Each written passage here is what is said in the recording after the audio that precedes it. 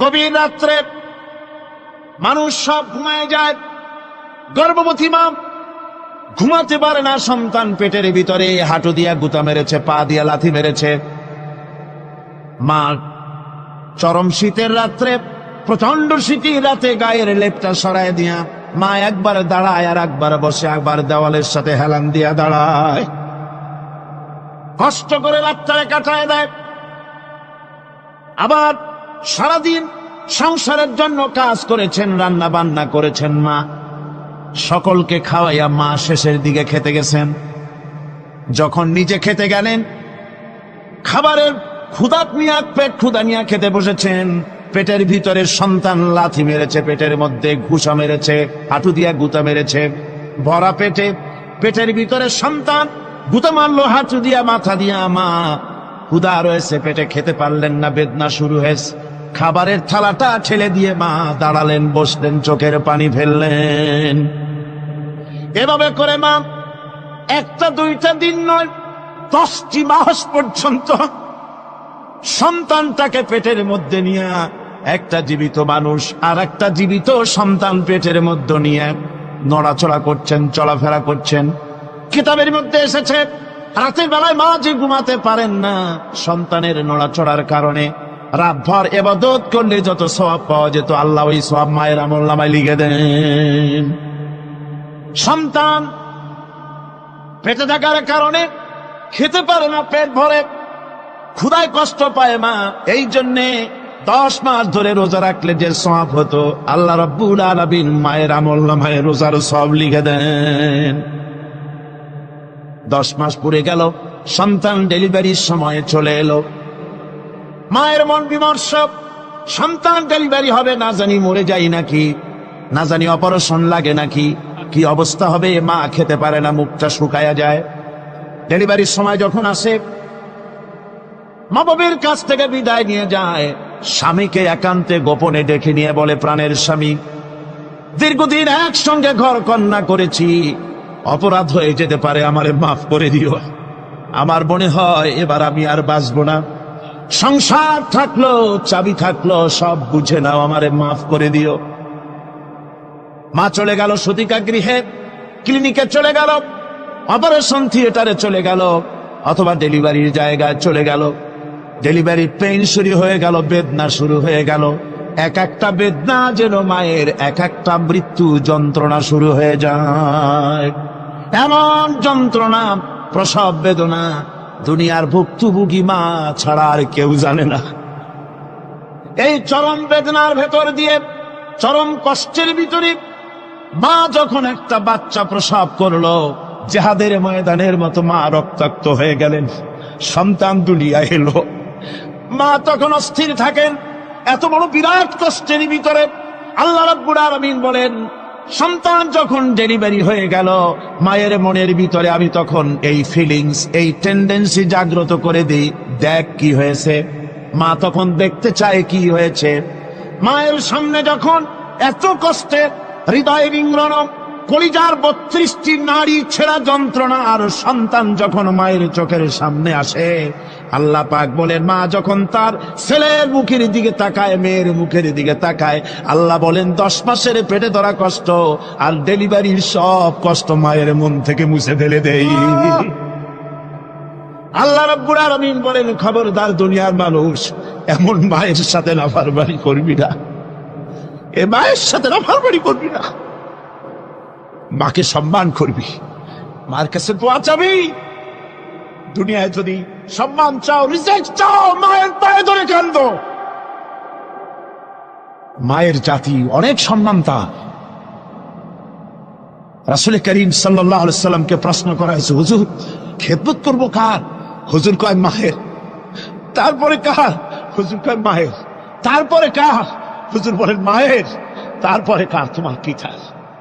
3 গুণ। তোর মায়ের মর্যাদা 3 গুণ বেশি, তোর বাবার চাইতে মর্যাদা বেশি। সুবহানাল্লাহ পড়ে। আর আজকে ইসলামের শত্রুরা তারা বলে যে ইসলাম নারীর অধিকার আদায় করে না। নারীর অধিকার ইসলাম দেয় নাই তো কে দিয়েছে? আমার বন্ধুগণ, বিশ্বনবী জনাবে মুহাম্মদ রাসূলুল্লাহ সাল্লাল্লাহু আলাইহি ওয়াসাল্লাম মসজিদে নববীর ভিতরে বসে আছেন। এক বৃদ্ধা মহিলা মসজিদের মধ্যে প্রবেশ করলেন। হুজুর বৃদ্ধাকে দেখে দাঁড়ায় গেলেন। বিশ্ব নবী বুড়ি মেয়ে লোককে দেখে দাঁড়ায় গেলেন। আল্লাহ নবী বুড়িকে দেখে দাঁড়ালেন। বুড়ি যখন কাছে এলেন, আল্লাহর নবী নিজের গায়ের চাদর বুড়ির জন্য বিছায়া দিলেন। বুড়ি বসলেন। এরপরে কথাবার্তা সারার পর বুড়ি যখন বিদায় হবেন, হুজুর আবার দাঁড়ালেন। বুড়ি মহিলা চলে গেলেন। সাহাবায়ে কেরাম বলেন, ইয়া রাসূলুল্লাহ, কিছুই বুঝলাম না, একজন বৃদ্ধা মহিলার জন্য বিশ্ব নবী দাঁড়ান আর গায়ের চাদর বিছান, আমরা বড় আশ্চর্য হয়ে গেলাম। নবীজি বলেন, ও আমার সাহাবীরা, তোমরা জানো না এই মহিলা কি চিনতে পারো নাই? আমি আমার মায়ের দুধ আমার জীবনে কিসমতে তেমন হয় নাই। আমি আমার মায়ের দুধ তেমন কিসমতে পাই নাই। যার বুকে দুধ খেয়ে, যার কোলে কাখে চড়ে আমি বড় হয়েছি, আমার সেই দুধ মা, ইনি হযরতে হালিমাতুস সাদিয়া, আমার সেই দুধ মা। রাসূলুল্লাহ নিজে সম্মান দিয়েছেন মায়ের। খবরদার, মাকে অসম্মান করবেন না, মাকে সম্মান করবেন, মাকে শ্রদ্ধা করবেন। আমার বন্ধুগণ, আলেম ওলামা পীর বুজুর্গদের জন্য হাদিয়া তো দেন আপনারা, কোনো নিষেধ নাই, দেন। হাদিয়া দেওয়াও সুন্নত, নেওয়াও সুন্নত, দিবেন, আমি কোনো নিষেধ করি না। কিন্তু আমি বলতে চাই, পীর বুজুর্গদের কাছে, আলেম ওলামাদের কাছে হাদিয়া দিয়া আল্লাহরে যত না খুশি করতে পারবেন, এই ডালিম বেদানার মৌসুমে বেদানা একটা ভেঙে নিজ হাতে যদি ভাইয়ের মুখে তুলে দেন, আল্লাহর আরশ খুশি হয়ে যাবে, আল্লাহর আরশ আজিম খুশি হয়ে যাবে, আল্লাহ পাক খুশি হয়ে যাবে। মায়ের খাওয়াও, বাপকে খাওয়াও, তোমার সবচেয়ে বড় পীর তিনি। সুবহানাল্লাহ পড়ে, সুবহানাল্লাহ। মা বাপ যদি একটু দোয়া করে দেয়, তোমার জিন্দেগির কাম শেষ। একটু বদদোয়া করলে জাহান্নামে যাবা। কোন পীর সাহেব বদদোয়া করলে জাহান্নামে যাবে এমন কথা নয়। কোন মাওলানা বদদোয়া করলে দোজখে যাবে এমন কথা নয়। রাসূল বলেছেন, হুমা জান্নাতুকা ওয়া নারুকা, মা বাপ তোমার বেহেশত, মা বাপ তোমার জাহান্নাম। মা বাপ যদি অসন্তুষ্ট হয়, দোজখে যাবি, আর মা বাপ যদি খুশি, আল্লাহর জান্নাতে চলে যাবি। সুবহানাল্লাহ, সুবহানাল্লাহ, সুবহানাল্লাহ। মায়ের পায়ের তলে তোর বেহেশত। আমরা পুরুষ, আমাদের গত বছরও বলেছি, আমরা পুরুষ, আমাদের পায়ের তলে জুতা। আমাদের পায়ের তলে কি? শুধু জুতা। আর আমার মা, আমার মায়ের জাতি যারা এই প্যান্ডেলে বসে আছেন, আমার মায়েরা বোনেরা, মায়ের জাতি যারা পৃথিবীতে, মায়ের জাতি পায়ের তলে আল্লাহর বেহেশত। সুবহান। নারীর মর্যাদা ইসলাম দেয় নাই, কে দিয়েছে? আল্লাহ দিয়েছেন, আল্লাহ রাসূল দিয়েছেন। আমার বন্ধুগণ, হযরত বাইজিদ বুস্তামি, ছোট্ট বাচ্চা ছেলে, গভীর রাত্রে মা অসুস্থ, পানির পিপাসায় জেগে উঠেছেন। বাবারে, পিপাসায় শেষ হয়ে গেলাম, পানি দাও। ছেলে ঘরের ভিতরে পানি না পেয়ে বাইরে দৌড়াদৌড়ি করলেন। অনেক দূর থেকে পানি নিয়ে এসে দেখেন মা ঘুমায় গেছেন। পানি নিয়ে দাঁড়ানো পৌষ মাস, মাঘ মাসের শীতের রাত, ফজরের সময় মায়ের ঘুম ভেঙে গেল। তাকিয়ে দেখেন বাইজিদ দাঁড়ানো, হাতে পানি থরথর করে কাঁপছে। জিজ্ঞাসা করে, বাইজিদ তুমি দাঁড়ানো কেন? ছোট্ট বাচ্চা বলে, মা পানি চেয়েছিলে তুমি গভীর রাত্রে, পানি ঘরে ছিল না, অনেক দূর থেকে আনতে হয়েছে। মা বলছে, ঘুমাও নাই কেন গ্লাস ছুঁয়া? বাচ্চা বলে, ঘুমাই নাই। তুমি যদি আবার পানি চাও, সময় মতো যদি দিতে না পারি, মা তোমার কষ্ট হবে। এই জন্য ফজর পর্যন্ত আমি দাঁড়ায় আছি, কখন তুমি পানি চাও। মা হাতের থেকে পানি নিয়ে পান করলেন। বাইজিদকে বিছানার উপরে আরাম করে কম্বল দিয়ে ঘুম পড়াইয়া দিলেন। হযরতে বাইজিদের মা উযু করে ফজরের নামাজ পড়ে সিজদায় চলে গেলেন। চিৎকার মেরে কেঁদে বলেন, আমার রব, আমার আল্লাহ, আমি আমার বাইজিদের মা, আমি মা হয়ে বাইজিদের জন্য দোয়া করি। বাইজিদ আমার জন্য আজকে যা করেছে, আমি মা, আমার কলিজা ঠান্ডা হয়ে গেছে। আয় আল্লাহ, আমি বাইজিদের জন্য দোয়া করি, তুমি তাকে সুলতানুল আরিফিন বানাইয়া দিও। মঞ্জুর হয়ে গেল আল্লাহ পাকের কাছে দোয়া। আমার ভাইরা, আল্লাহ পাক বলছেন, খবরদার, আমার ইবাদতের পরে মা বাপ। আল্লাহর ইবাদতের পরে কারা? বাবা। মা বাপকে সম্মান করো, শ্রদ্ধা করো, মোহাব্বত করো, কিসমত খুলে যাবে, কিসমত খুলে যাবে। মা বাপকে সম্মান করো। হযরত আবু হুরায়রা রাদিয়াল্লাহু তাআলা আনহু রাসূলের সামনে এসে কাঁদতেছেন। হুজুর বলছেন, আবু হুরায়রা কান্দো কেন? কান্দো কেন? রাতের বেলা কান্দো কেন? হযরত আবু হুরায়রা বলছেন, হুজুর আমাকে মা মেরেছেন। হুজুর বলছেন, মা মারলো কেন? কোন অপরাধ করেছো? কোন গোস্তাখি করেছো? আবু হুরায়রা বলছেন, না হুজুর, কোন গোস্তাখি করিনি, তবে মারলো কেন? হযরত আবু হুরায়রা বলছেন, হুজুর আমি আপনার দরবার থেকে ফিরতে রাত হয়ে গিয়েছিল। মা জিজ্ঞেস করলেন, আবু হুরায়রা এত রাত্রে কোথায় ছিল?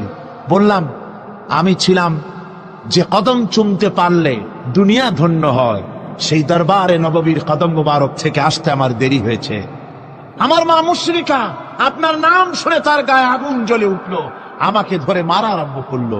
বলল, হয় আমার বাড়ি ছাড়বি, আর না হয় মুহাম্মদ সাল্লাল্লাহু আলাইহি ওয়াসাল্লামের দরবার ছাড়বি। আমি বললাম, আমার মা, তুমি বুড়ি মানুষ, তোমার গায়ে যত শক্তি আছে সমস্ত শক্তি দিয়ে আমারে পিটাও, আমারে মারো।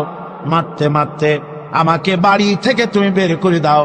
তোমার বাড়ি শুদ্ধ তামাম দুনিয়া ছেড়ে দিতে পারি, আল্লাহর নবীর কদম মোবারক ছেড়ে দিতে পারি না। তোমার মা তোমাকে মেরেছে, তুমি আমার কাছে নালিশ করছো? আমার তো এখানে ইন্টারফেয়ার করার কিছুই নেই। সুবহানাল্লাহ, সুবহানাল্লাহ। মা তোমাকে মেরেছে, এখানে আমার করার কিচ্ছু নাই।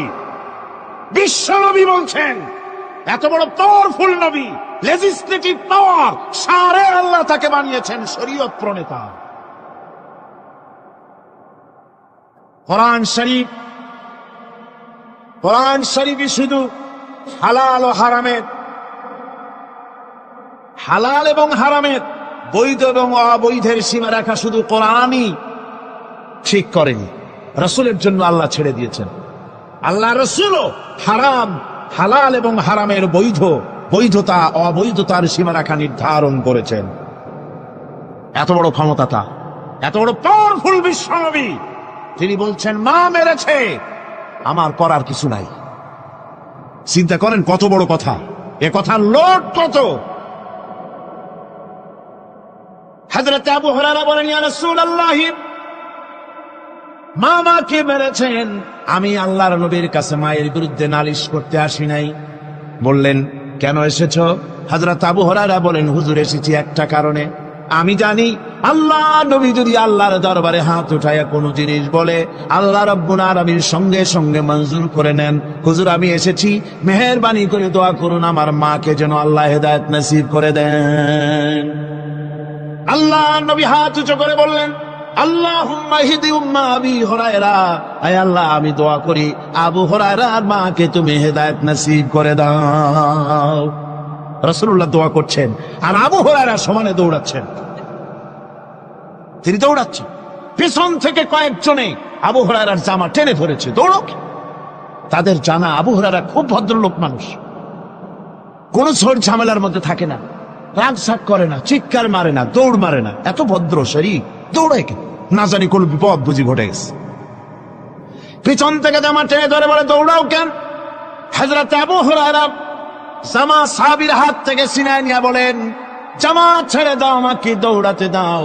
আমি দৌড়াইয়া বাড়ি যে দেখতে চাই, আমি দৌড়াই আগে আমার বাড়ি পৌঁছতে পারলাম না, আমি যাওয়ার আগে আমার আল্লাহর নবীর দোয়া আমার বাড়ি পৌঁছে গেছে,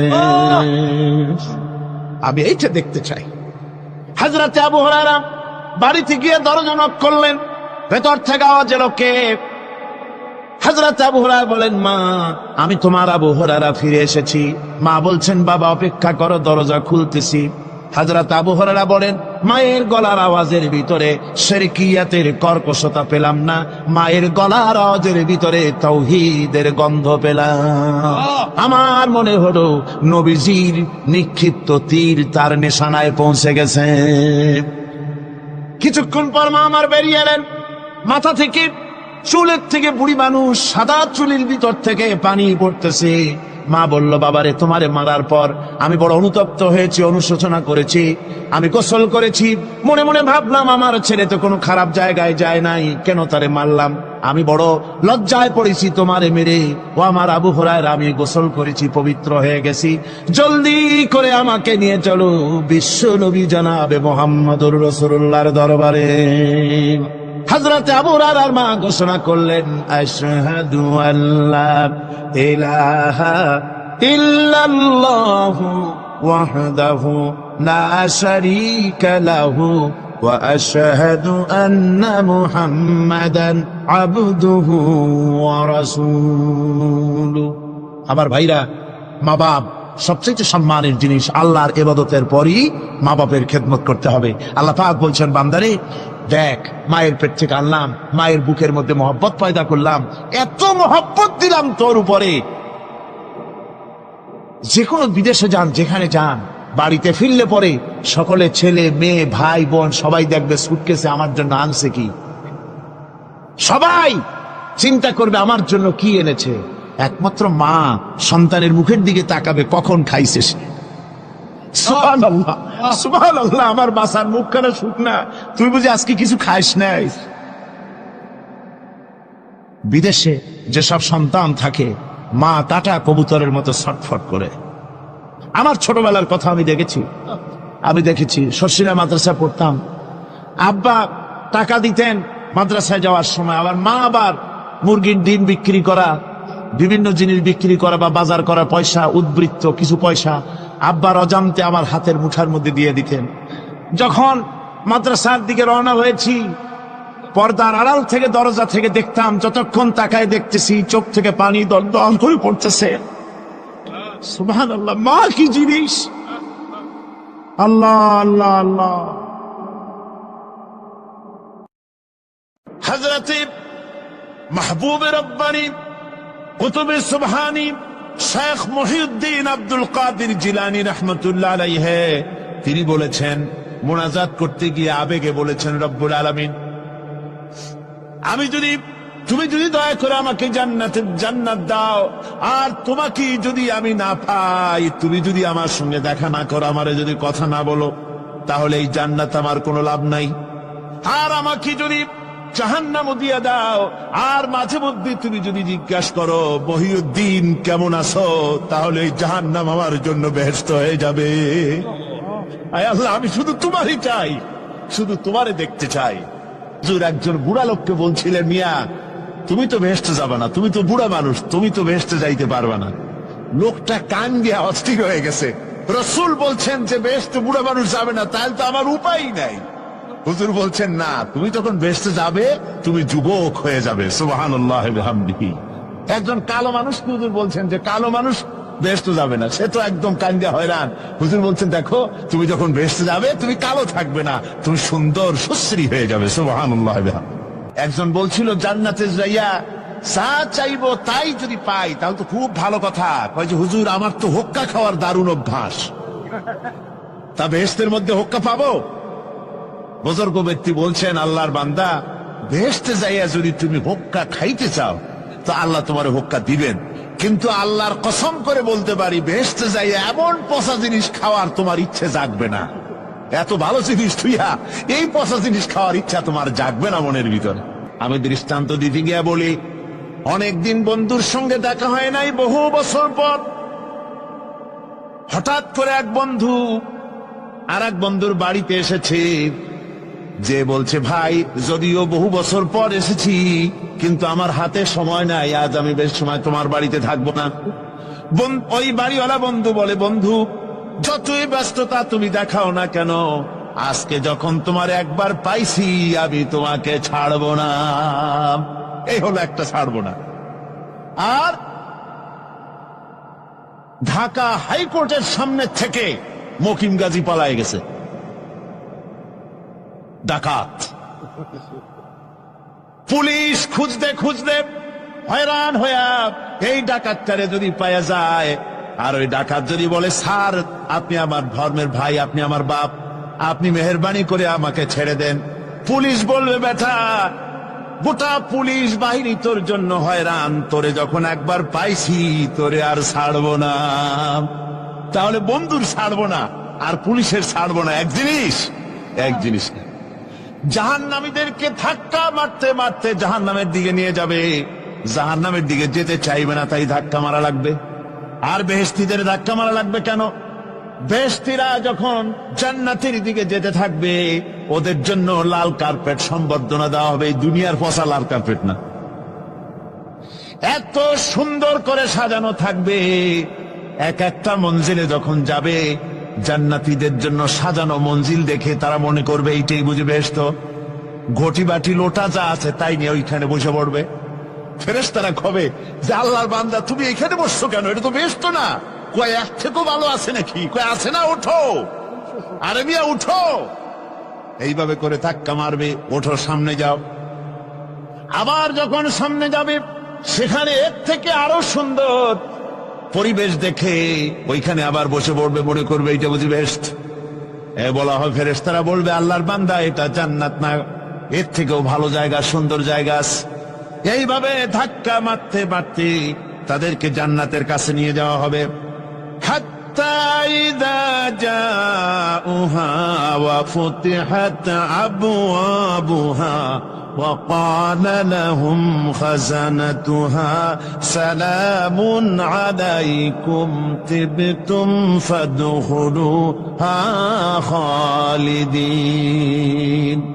এভাবে ধাক্কাতে যখন তাদেরকে জান্নাতের দরজার কাছে নিয়ে যাওয়া হবে, আগে থেকেই তাদের জন্য দরজা খোলা থাকবে। সুবহানাল্লাহ, আগে থেকেই জান্নাত খুলে রাখা হবে। তাদেরকে বলা হবে, ওই জান্নাতের পরিচালক তিনি বলবেন আসুন, ওয়েলকাম করবেন তাদেরকে, সালামুন আলাইকুম, আপনাদের প্রতি আল্লাহর শান্তি বর্ষিত হোক।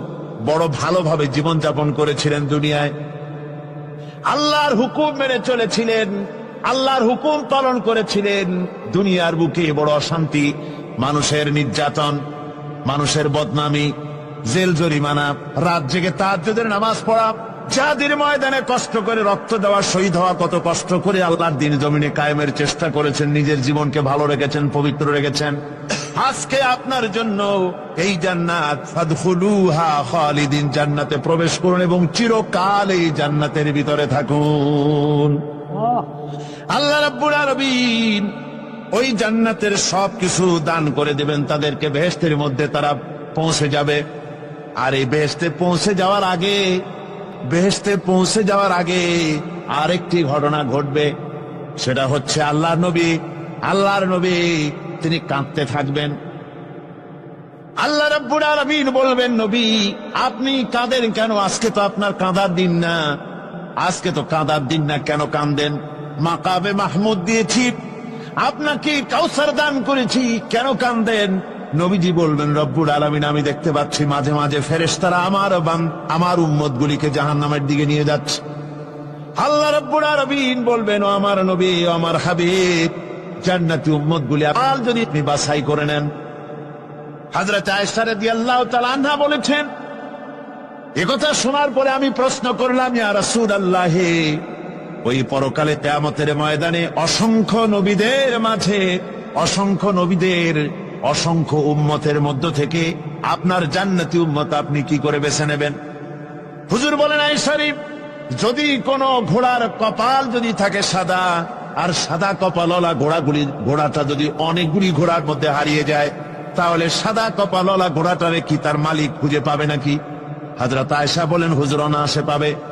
হুজুর বলেন, কিয়ামতের দিন অসংখ্য মানুষের ভিতরে আমার জান্নাতি উম্মত আমি এইভাবে বেছে নেব, যারা দুনিয়ার ভেতরে নামাজ পড়েছে, ঈমান এনেছে, ঈমানদার ছিল, দ্বীনের কাজ করেছে, আল্লাহর সাথে নাফরমানি করে নাই, নামাজ পড়েছে সঠিকভাবে, আল্লাহর সঙ্গে নাফরমানি করে নাই, সঠিকভাবে দ্বীন পালন করেছে, তাদের চেহারার ভিতরে ঈমানের নূর চমকবে। ওই ঈমানের নূরের চমক দেখে দেখে আমার উম্মত গুলি আমি বাছাই করব। সেদিন ওই কিয়ামতের ময়দানে যারা নামাজ পড়ে না, রোজা রাখে নাই, বরং দ্বীনের সঙ্গে বিরোধিতা করেছে, আল্লাহর সঙ্গে নাফরমানি করেছে, ইসলামকে অস্বীকার করেছে, আল্লাহর দ্বীন যারা জমিনে কায়েম করতে চায় তাদের সঙ্গে বেয়াদবি করেছে, ওরা বলবে, হে রাসূল, আমিও তো আপনার উম্মত, আমারও সুপারিশ করুন। আল্লাহ নবী বলবেন, ভেগে যাও, দূর হয়ে যাও। তুমি যদি আমার উম্মত হবে, তুমি যদি আমার উম্মত হবে, তাহলে এসব উম্মতের মতো ইমানের নূরের চমক তোমার ভিতরে আমি দেখতে পেতাম।